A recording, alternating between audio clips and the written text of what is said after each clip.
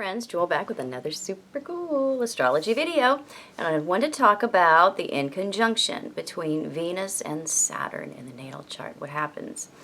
We have this somewhat frustrating aspect to live with. So, inconjunctions are about a certain amount of incongruency in our personality, where what we're saying and what we're doing, or what we're wanting and what we're accepting, are not the same. So it's two planets in different signs and elements that are seeing each other very sporadically, if at all. And so there's a certain amount of lack of integrity that we see that is always the result of inconjunctions. So when we have Venus, which is our perception of love, how we want to love, how we want to be loved, our sensuality, our sense of worth, and of what makes us feel basically good. Venus is very much, that energy of the second house. It's one of the basic structures in our actual personalities.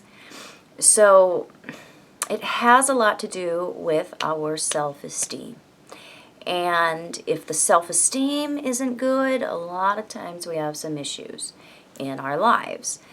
Saturn is our sense of earned security.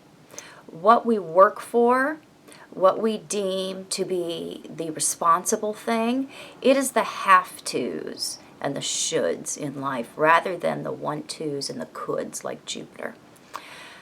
So when we have these two meeting in and in conjunction, we see somebody who's very, very much searching for the very basic elements of self-esteem, love, connection, and respect that they did not get from a parent.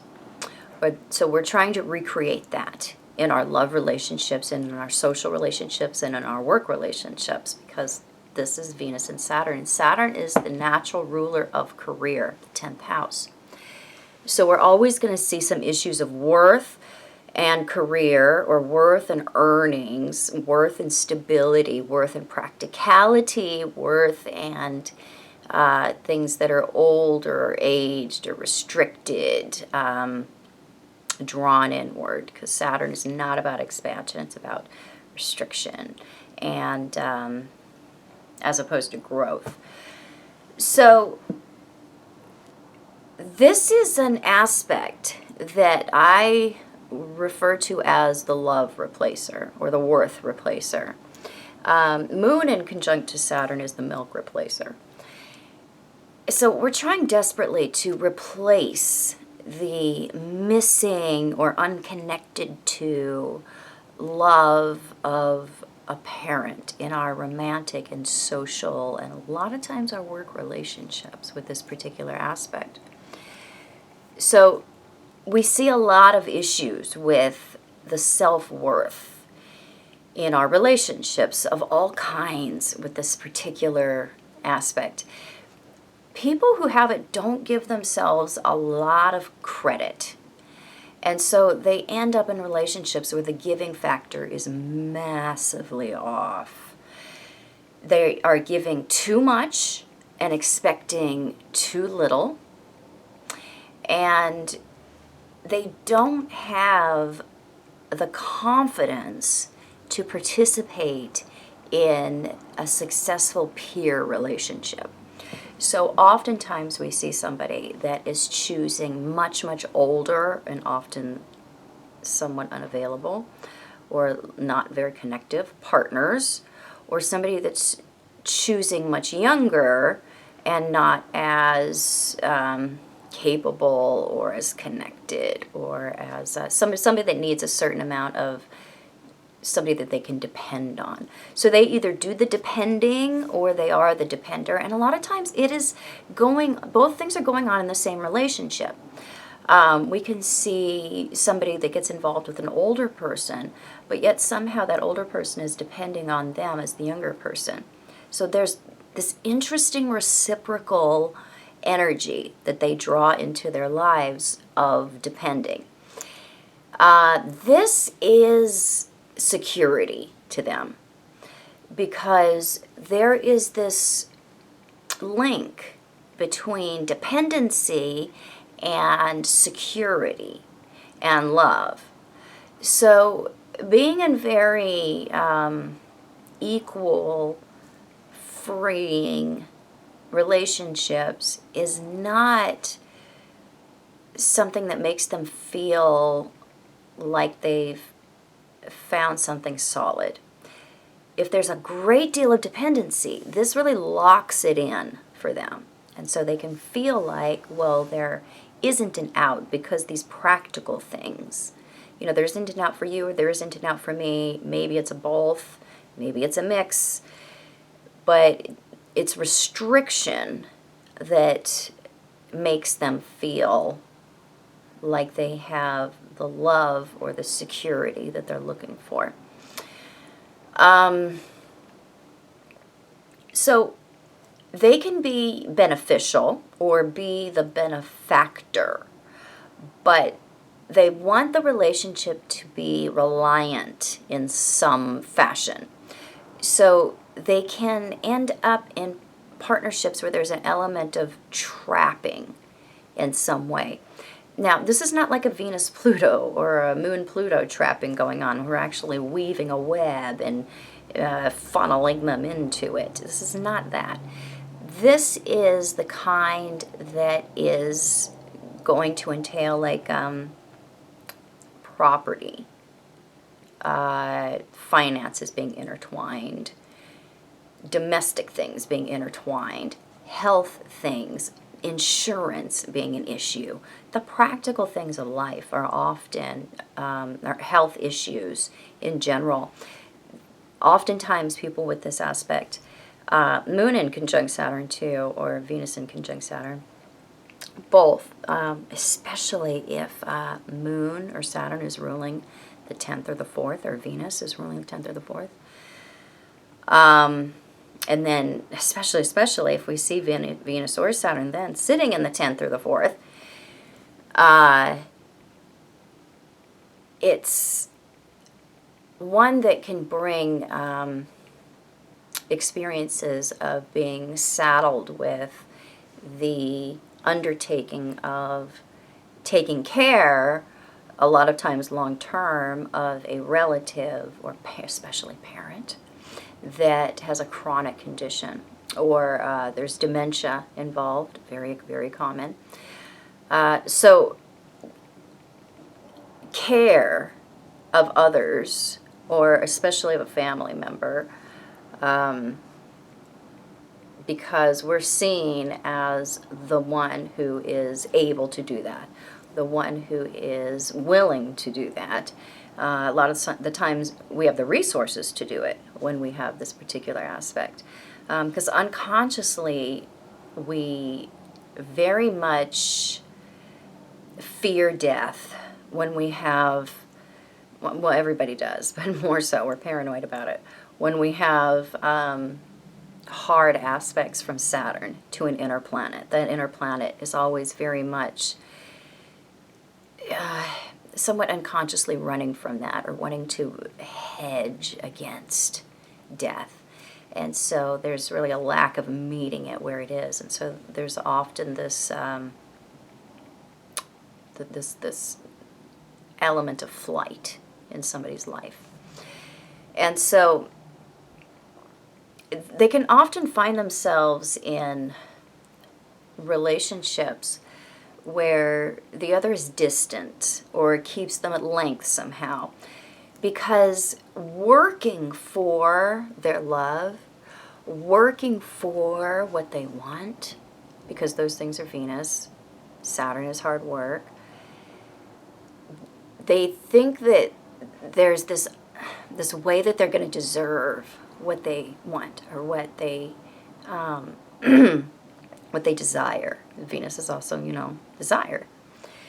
So there's this belief in difficulty and a certain type of difficulty in order to get what it is that they feel that they deserve, because they basically feel undeserving. And so this is a self-punishing inconjunction to have, and they very much use especially their romantic relationships, a lot of times their work relationships or their social relationships, especially their relationships with women, and women themselves, their relationships with other women, it can be pretty unsatisfying, distant, cold, not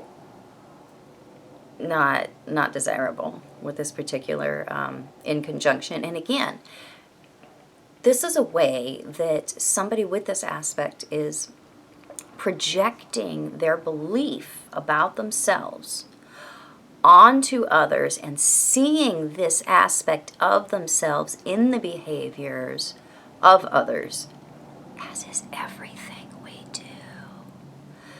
So this one is about seeing that element of distance or coldness or having to work for something or having to prove your love. So when I think of this aspect, it reminds me of that Tanya Tucker song. I think it was from the 90s, called Soon. Do you remember that song? It was a country song. That's really a common narrative in these people's love lives, is being promised something and waiting for that, or working for that, or trying for that, and ultimately not being satisfied or not having that connection that they're looking for.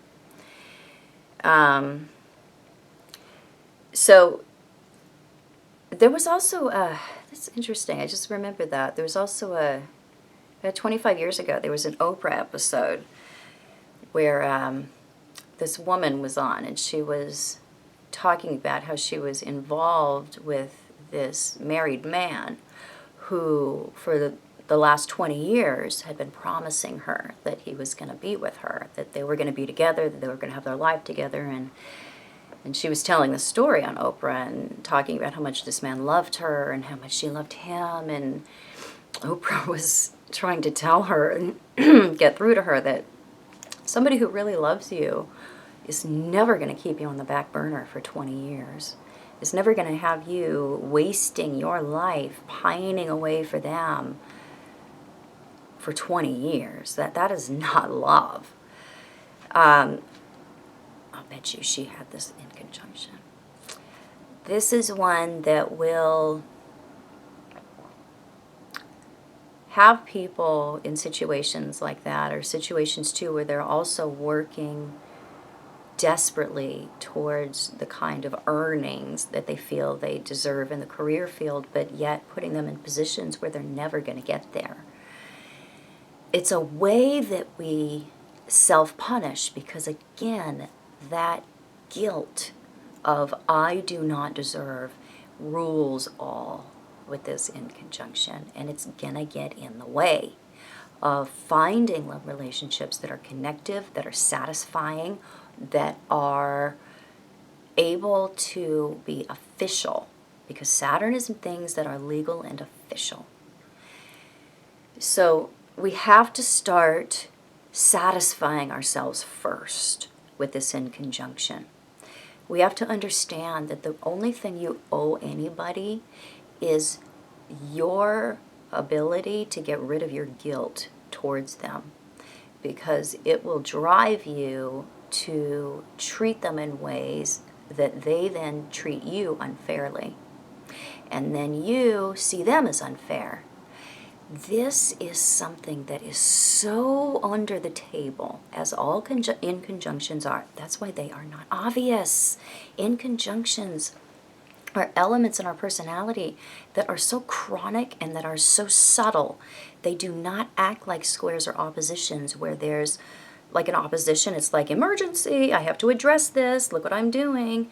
I'm seeing this behavior in other people, in me. No, it's not like that. It's not like a square where it causes this constant friction or this this puzzle. Or, I don't want to say puzzle because inconjunctions are the puzzle. This this ongoing friction that's going to cause a certain amount of attention to it in the life. Inconjunctions aren't like that. A lot of times we can continue to live with them because they're so under the table, but they are chronic in the way that they affect us. So in seeing them, we rid ourselves of like the stone in our shoe that we've been walking around with for weeks. And now we don't realize we're walking around with it. We're just always compensating in a way that's uncomfortable. And we're not really able to enjoy walking anymore. But yet it's not acute enough for us to take enough energy to reach down there and get that freaking stone out. So we're uncomfortable, but yet we're not so uncomfortable we're going to have to change it. But when we finally do reach down there and figure it out, get the stone out of our shoe, oh my gosh, we feel so much better. We didn't even realize how much we had been compensating because we'd gotten used to doing it over time. That's how inconjunctions work. And so with this one, we have to learn to respect ourselves first. We can't respect the partner first, because that puts us in a position where we're then having to earn their respect. And that starts the wheel a-turning. You've got to satisfy yourself first with this inconjunction. You've got to get really good at having the partner jump through your hoops. It's not going to feel natural because we give it all away with this inconjunction. We either give it all away if we have it, or we give it all away if we don't. Either way, that's how we prove it. That's how we prove, oh, I love you, or oh, I'm worthy of you, or oh, I'm loyal to you, or oh, I'm a good employee for you. I'm just going to do everything. I'm going to give it all. And then you're going to respect me. Then you're going to love me. That is not what causes respect. That causes disrespect in the other person or in the relationship. So what you think you're doing, you're actually doing the opposite. Yes. You're not causing the kind of respect that you think you're getting by behaving the way you are. You have to hold something back. You have to be demanding. You have to make sure that they're meeting you where your desires are, because that causes them to respect you. It is not the other way. So you automatically get the response you were searching for with your self-disrespectful behaviors when you start respecting yourself and demanding that they do the same. You're going to probably have to learn what that is or what that looks like, because it's not going to, again, be really natural to you. So this is really about coming out of our comfort zone to ask or even demand that our needs for nurturing, sustenance, love, respect be met. And when you feel that you have reached that place with somebody, then it is okay to start giving. And I say that because you're going to be giving anyway, because that's your nature. With most people, we don't want to give them that kind of advice because it will turn out very badly. But for you, even with you doing your best to be demanding, there's still going to be some amount of you giving to ensure that the relationship reaches some kind of finality or some kind of permanence. So do the best you can to decide what it is that you need to make yourself feel good, healthy, strong, respectable. Have that met, and then you can make a good decision about whether or not that job, opportunity, relationship, friend is a good match for you. It isn't selfish to ask for what it is that you need. It's very normal. And learning that others are really not there to use you as a utility and then decide to love you if you're a good enough service to them is going to put you in a position where you can find that actually satisfying relationship that allows for your comfort as well. Because ultimately Venus is our comfort. And this one implies a belief in having to work very hard for that. Too hard. And that we don't deserve that. And that's just simply not the case. That is, again, a product of your conditioning. That is the past talking. Saturn is always the past. Saturn is doing what we've done or what we've known in the present, so we don't get that. But we're doing exactly what we've done in the past, and so that's what we get in the future. We get exactly what we don't want by doing what we think is the right thing. Do you see how this works? We can't use the past pain in the present to create something other in the future than the past. We will always get what we're trying to avoid. Saturn is the most convincing story about that we have, because it makes it so believable that by following those thoughts, following those fears, those paranoias, we are going to avoid some element of death. We have to meet those fears where they are. We can't run from them. We have to meet it and be with it where it is. So we have to ask ourselves some really hard questions when we have this particular inconjunction or other really hard aspects to Saturn, in that what is it that I'm afraid of? In fact, I am going to read you a story later on today. I think I'll pick it up. And I'm going to read you a story from Dr. Seuss that just popped into my mind that I think would be just the prescription for people with very hard Saturn aspects, that when things get tough, it might be a good thing to refer back to. So I'll put that up later today. But basically, this particular aspect is about asking for equality, demanding equality, and understanding that we deserve what it is we think we're going to have to work for right now. Right now. It's all yours right now. The future will never be here. It will always be out of our grasp. We have to be what it is we want right now.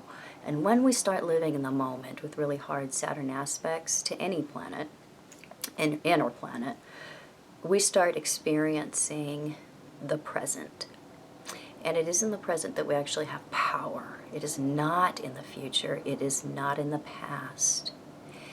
And so it will open up a whole new realm of experience when we start dealing with things as they are right now and not seeing them as colored by the past, so we can avoid that into the future. So I hope this was helpful. If it was, please subscribe to my channel. You can find me on the internet at truthandaspectastrology.com, Facebook, Instagram, other social media at Truth and Aspect Astrology, and Patreon, please. I just signed up for that too, so I'll get that going, because I would really love to raise enough money to open my women's retreat here in the beautiful Northwest, where I can have a place for women to come and reconnect with their feelings and themselves and other women, and ultimately with their higher selves through horses, astrology, other esoteric learning, classes, nature. So please support me there, and I will be back super soon with more super cool videos. Bye-bye.